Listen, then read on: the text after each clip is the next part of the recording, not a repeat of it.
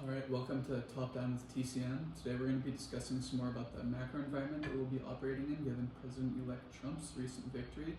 We're going to be discussing the Department of Government Efficiency, otherwise known as DOGE, and the implications this may have on the financial markets and the broader economy. Now on to Keyshawn, who will introduce the Department of Government Efficiency. Yeah, so after President-elect Trump won the election in November, who's soon to be inaugurated this January, he appointed a Department of Government Efficiency, which technically isn't a government entity, but it's going to work closely with the government. Now, this department is supposed to be led by two prominent business figures, Elon Musk and Ramaswamy. Could you briefly touch on Musk's background? Elon Musk, who will be heading the DOGE initiative. He is the CEO of Tesla as well as SpaceX. He is also involved with X, formerly known as Twitter. He's also working with Neuralink and his own AI company, XAI. He's very busy, but is heading the DOGE initiative. Yeah, and the other business figure that's going to be leading this with Musk is going to be Vivek Ramaswamy. Little background on Vivek. He was originally running for president in the Republican primary. He self-funded his campaign. He was previously a multimillionaire off of his biotech company called Wavant, and since the past year has been a prominent voucher for Donald Trump and just a prominent Republican figure in the political industry. Okay, let's move on to our questions.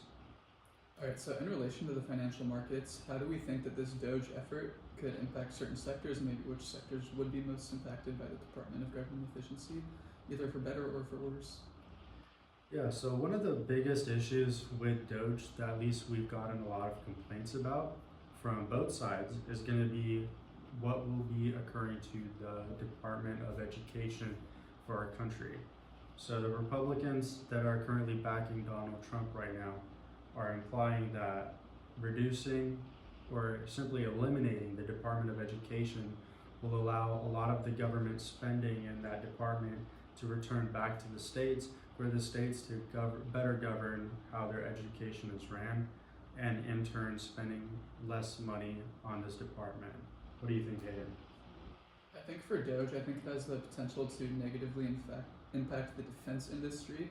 There's lots of contracts there that the government sort of just agrees to without necessarily researching them, and many times these defense contractors will charge more than necessary because the government doesn't do their sort of due diligence to make sure that they're entering fair and fairly priced contracts. So I think it'll be interesting to see how that may affect some of the bigger defense players that are publicly traded and how that may impact their stock price. And then I also think in relation to DOGE and the public markets, this could potentially free up lots of human capital that could be beneficial to other publicly traded companies. They've mentioned layoffs as one of the big initiatives for DOGE. If they were to lay off some of these high-ranking government officials, they would be in search of a job, and then they could go apply their skills to a publicly traded company or any other company in the public sector, sort of letting them they can apply their expertise to the public markets and these companies to then create value for the shareholders, which I think could be very cool to see. Yeah, and aside from the general stigma of simply eliminating departments or reducing the labor force in the government, one of the other implications to financial markets related to the Department of Defense, which is the third largest in spending, is simply the contracting prices. So previously, President Obama did try to make some bills in terms of reducing the defense spending for contracting and making the bids a little bit more competitive to reduce the prices. And I believe that's going to be another one of the DOGE's goals in reducing government spending and being more efficient. So is there anything else you want to add, or do you want to move on to question number two? I think we can move on to the second question. Perfect. So question number two, how feasible is DOGE's goal and how timely could it be accomplished? I think that DOGE is running on a pretty tight timeline, considering that they want these proposed cuts to be in by the 4th of July in 2026, so they've got about a year and a half to sort of save the $2 trillion that Elon stated as his goal. I think that might be sort of lofty, especially if they're relying on job cuts as the main source of the saved revenue. If they were to cut 25% of government jobs, that would really only decrease the government spending by about 1%. So I think they're going to have to get pretty creative and dive pretty deep to see where exactly the rest of that will come from. So I'm not sure if you have any thoughts on where else they could cut to sort of get towards that 2 trillion goal or anywhere near it. Yeah, so with Doge's ambitions of 2 trillion, I believe that might be a little bit on the over-ambitious side for Musk, given that this department will technically not be instated until after Donald Trump's election or inauguration in January. So from that date, they have about a year and a half to complete all their goals. I believe Donald Trump did state that he wanted Doge's initiative to be cut off after July 4th of 2027. So that gives them about a year and a half to make all these cuts. Now for a $2 trillion spending cut, I believe that will have to require a lot of reduction and elimination of departments. So I think that is currently where their heads are at. I know Vivek Ramaswamy has talked a lot about attacking the FBI and general bureaucracy of our government. One of the, I think the biggest number that he usually kind of talks about is reducing the FBI by 80% of federal employees. And simply put, I believe that in order to reach these ambitious goals, it's going to require a lot of big change in the departments and their overall spending. Anything else you want to add to that? I think one thing in relation to that, like if you were to cut down 80% of the FBI, I think there also would be some sort of spending associated with that, which is interesting given that it is government efficiency, it's about cost cutting. I don't think there's a way for you to just go in and slash 80% of the FBI. You're going to have to do some pre-planning, some reworking, planning out exactly what the rest, that 20% of the workload now, they're going to have a lot to make up for given that it's 1/5 of what it used to be. So it'll be curious to see how much it costs sort of to get it down to that and how they'll lay out the framework for these reduced government agencies. Yeah, I believe actually Ramaswamy did release a video when he was previously running his campaign on exactly how he planned on reducing the FBI by roughly 80%. And interestingly enough, you did bring up like the costs. I think those would also be one-time costs. Yeah.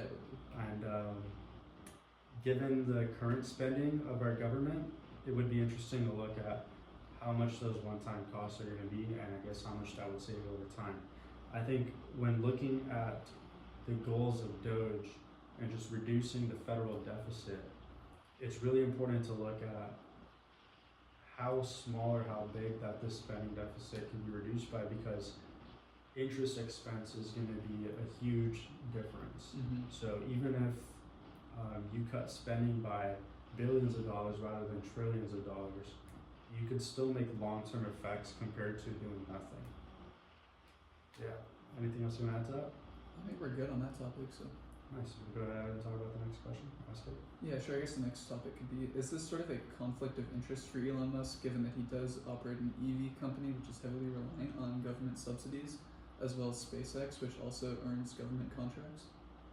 Yeah, so I think there's like two sides to this coin, at least in terms of Tesla. So Tesla does receive a lot of government-funded EV credits, but ever since his first meeting with Trump, it was pretty clear that Trump wanted to eliminate the federal tax credit for EVs, which Musk was also on board of, which I believe he talked about simply making the playing field even for all EV vehicles, and him having confidence that Tesla would still be able to outshine others. Now the other side of the coin is going to be his initiatives for self-driving taxis. I guess in that industry, there's a lot of government regulation that prohibits him from, I guess, advancing at the level that he would like to, because of a lot of rules. So I think that there could be a little conflict of interest, and he might be using his power in Doge to make it easier for him to advance his self-driving technology for these taxis. Yeah, because I guess part of Doge initiatives, it's not all just about cost cutting, but making the government as a whole more efficient. That means like regulatory processes, applications for anything, making that whole process smoother. So that definitely would impact Musk with sort of like the regulatory framework and approval needed to run those self-driving taxis, as well as some of his other framework that involves AI and other stuff where the government would likely step in. So it'll be interesting to see what exactly he proposes and what effects those will have on his companies. Yeah, I think in terms of reducing regulations, it does get a little tricky because that can bring a lot of fear of new change for a lot of people, and I think that's a very, very valid point and feeling. But it's going to be a risk on their part, and we'll just have to sit and wait to see if that risk ends up paying off, or regulations have to be put back into place, because deregulating a lot of industries is creating a lot of issues. Now, with deregulating industries such as even AI or EVs, I believe that that could also lead to an increase of spending, at least from private companies, and being able to advance more. So, depending on where they do a lot of deregulation, you could see a potential influx in growth and development for companies that are related to those industries.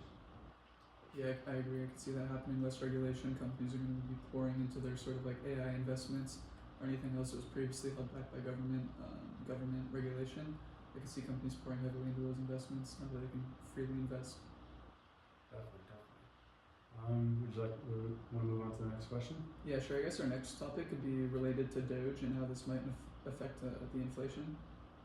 Yeah, so I don't think Doge might have too much of an effect on inflation. I think simply if Doge succeeds with its goal, we could see less government spending, obviously, which could mean less inflation, just simply by reducing the amount of spending that's used in the privatized market, or even bidding for contracts. Is there anything else you want to add to that too? Yeah, I think sort of in relation to the bidding for contracts, we kind of mentioned earlier how maybe the government might be overpaying. So if they were to closer analyze the prices on these contracts, it would definitely bring down the price that they're paying, which in turn would lower inflation. To what extent, not exactly sure, but lower costs across the board would definitely help both the government and then also the economy as a whole. Yeah, it'll be really interesting to see how they can reduce their spending on the contracts, especially in the DoD.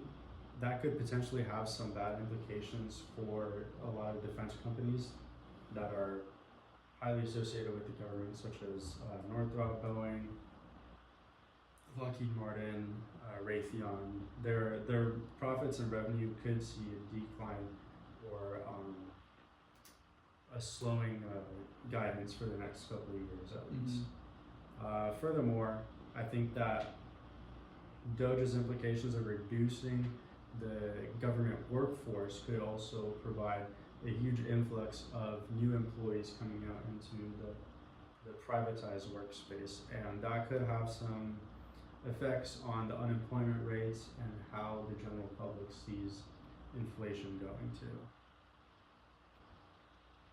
I guess what could be some risks to the Doge's goals, I guess, and maybe what might get in the way of them making the government more efficient? Yeah, so some risks I see to their ambitious goal is something that we kind of stated above recently. They have a really, really tight deadline. I believe having a year and a half is not a lot of time to do what they want to do. I feel like a lot of presidential terms have not even done what Doge's ambitions are. And they've had 4 to 8 years to do a lot of their goals that they say during their presidential campaign. So it'll be really interesting to see how fast they can do it. I believe if they could start with deregulation as one of the first things that they tackled, it could make it easier to attack some of the other issues. One of the things that Trump did bring up at the end of his first term was the ability to reduce the protections of government employees and being able to fire them if they're involved with creating policies. And I think that if that gets reinstated back when he assumes presidency again this next term, it could make it easier. But I'd say one of the biggest risks is just going to be a time frame. What about you? I agree with that because Trump already did serve his first term. This is his second term, so they have a very strict, he stated it was July 2026 they wanted like the framework laid out. And then after that, I guess they have about another 2.5 years to sort of get everything done before his second term is over. So it'll definitely be interesting to see what exactly they can accomplish by the time Trump's second term is up. And then also depending, I guess, on the political landscape in the next 4 years, sort of who's going to take after Trump and whether or not they'll want to continue with this framework that he's laid out. Yeah, I know a lot of rules that Trump would like to put in place can also easily be redacted with the next presidency.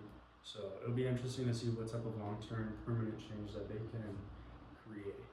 I guess furthermore on that section, I also believe that there could be a lot of general public backlash to this department and a lot of lobbyist efforts from the opposing sides can make it difficult in terms of passing bills that have to go through the House for approval too. I guess it might be kind of interesting to see, like, they want to cut Planned Parenthood. If they were to do that, it would be kind of interesting to see the impact that has and where, like, the U.S. citizens may push back. People may initially support it, but then after seeing, like, how these cuts may impact their lives, they may sort of go back on their decision, or they may want to see Doge operate in a way that doesn't necessarily cut stuff that affects their daily lives. So Yeah, that's true too. Guess we can move on to the next question. So our last question, would Doge have any effects on the global economy and our political relationships? I think it'll be interesting to see the impact it has on their relationships. I assume for some aspects it might be worse if they were to reduce the Ukraine spending. I do not imagine the Ukrainian government and officials would like that, so it would definitely cause some tension. I think in that aspect of sort of these countries that we are supporting, if we were to cut that donation, that aid that we're giving them, I do think we would see some pushback from their governments. I don't think they'd be too happy with us. Yeah, I can see that. I think that also on the other side, with a lot of the government spending that's been recently going into Israel, we see a lot of bipartisan support for the Israel war, and I think that that relationship wouldn't necessarily be severed at all. But I think that Trump's ambitions to end these wars as quickly as possible will end up reducing the foreign aid that's going to be spent, as well as maybe making some of these countries a little agitated in terms of not receiving any money in terms of funding. Effects on global economy, I don't think that Doge will have a lot of implications on the global economy, just because a lot of Doge's efforts are going to be solely based around internal spending, as well as some small foreign aid spending that we just touched on. But I think that a lot of Trump's efforts, at least for tariffs and all that, are going to be outside of Doge. Yeah, I think that in relation to Doge, it will mostly affect the state side for the most part. Yeah, very nice. All right, well, we want to thank you guys for tuning in and listening to Top Down with TCM, and we'll see you on the other side. Yep, thank you.